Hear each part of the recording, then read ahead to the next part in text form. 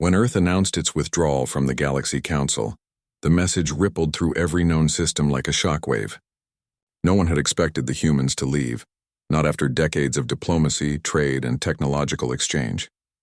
Yet the message came, transmitted across the Council's grand communication lattice, a single declaration spoken in calm, deliberate tones by the representative of humanity.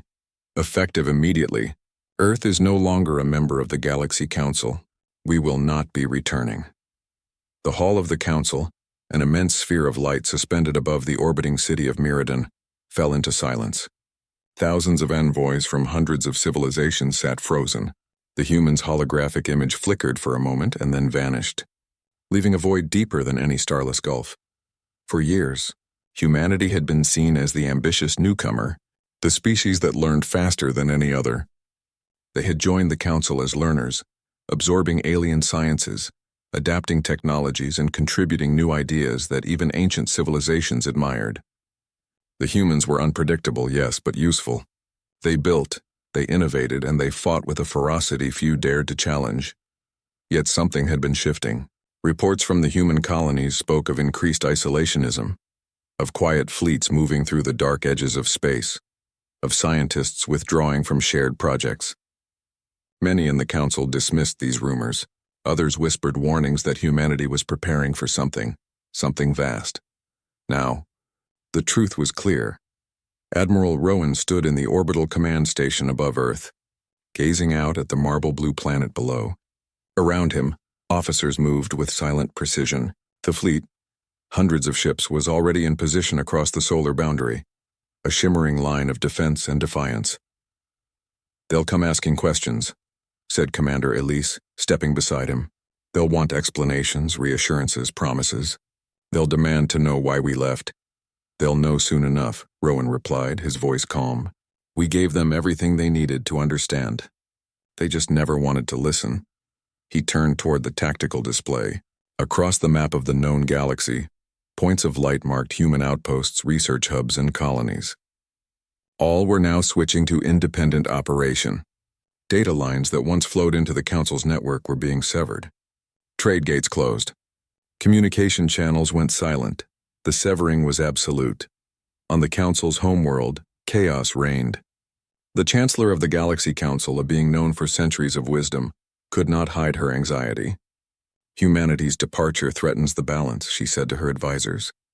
"Their contributions underpin the defense grid, the communication relays, the energy exchanges. Remove them and the structure weakens."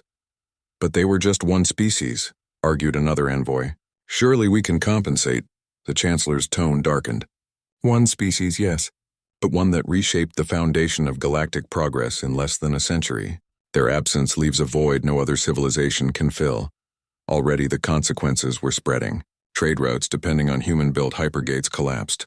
Artificial intelligence systems co-developed with human engineers began to malfunction. Entire sectors reported sudden losses of power as reactors designed with human efficiency codes failed to calibrate. It was as if the galaxy's nervous system had been severed from its mind. The first real panic began in the Velran cluster. Without Earth's supply of quantum stabilizers, their reactors began to overheat. Millions were forced to evacuate. Soon after, the Larathi Confederation lost access to human-made navigation AIs that guided ships safely through unstable wormholes. Dozens of vessels vanished into hyperspace storms. The Council called emergency sessions, but the discussions turned into shouting matches. Some demanded that humanity be sanctioned, others pleaded for reconciliation. None could agree on what to do. And beyond the Council's halls, people began to whisper a single question that no one dared to answer aloud. What if the humans knew something the rest of the galaxy didn't? On Mars, President Hale of the United Earth Directorate stood before the assembled governors. The air in the dome shimmered with tension. "For decades, we served a council that used us," he said, his voice carrying the weight of countless negotiations and wars. "They took our inventions, our soldiers, our industries. They promised unity but delivered dependence. They called us allies but treated us as tools. No more." Applause erupted, not of celebration but of grim resolve. "We've seen the coming storm," Hale continued. "The galaxy's peace is a facade. The Council is fracturing. Factions are arming themselves. The core systems prepare for conflicts they can no longer prevent. Earth will not share their fate. He turned to the vast display behind him. A map unfolded, an intricate web of stars, lines, and shifting territories. At the edges of known space, strange anomalies pulsed like silent hearts. Something stirs beyond the veil, Hale said. Something the Council has hidden for years. We will not face it as servants. We will face it as a free species.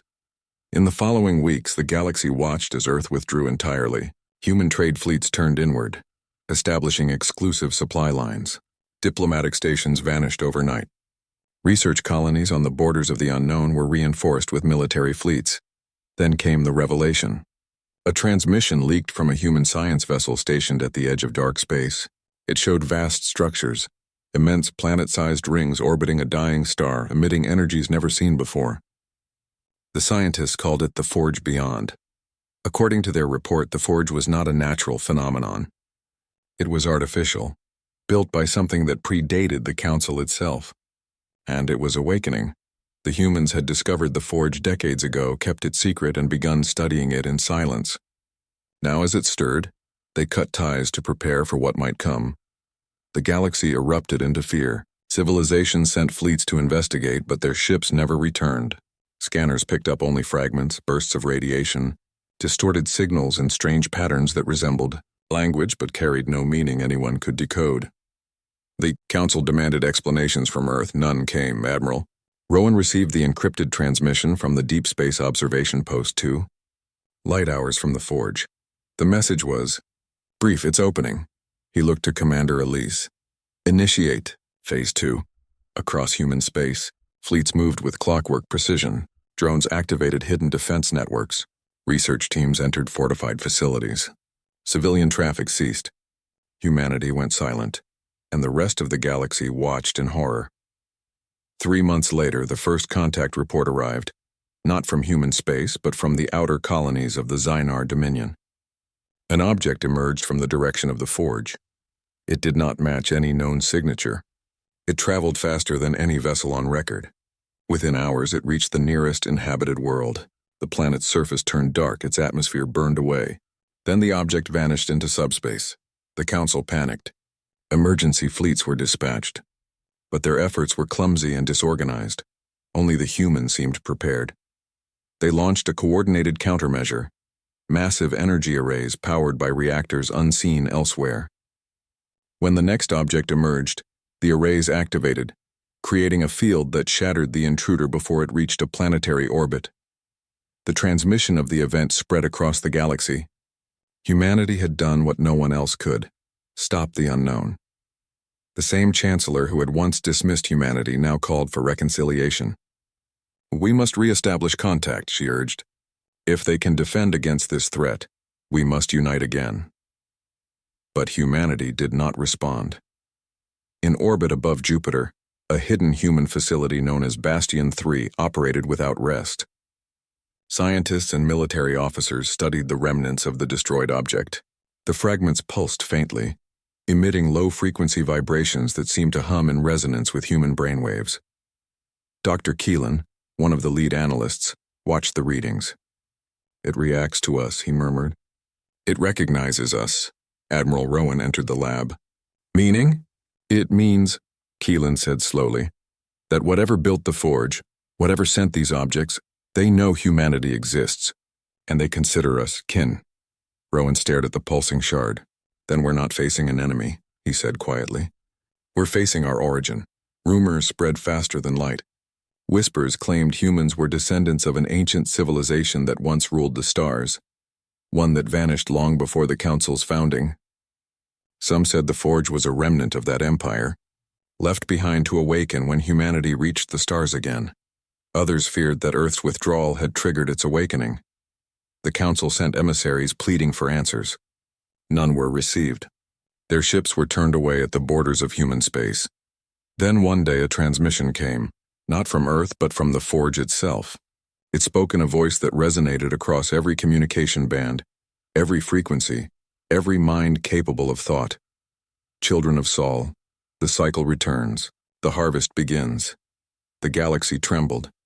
In the days that followed, stars began to dim in distant sectors. Planets vanished. The void expanded, silent and merciless. Fleets scattered. Civilizations collapsed under the weight of their own panic. The Council, once the symbol of unity, dissolved as member worlds turned against one another in desperation. But humanity stood firm. Their fleets held the line along the Veil, their weapons blazing with precision. The unknown forces advanced, but each encounter ended the same. The humans fought, adapted, and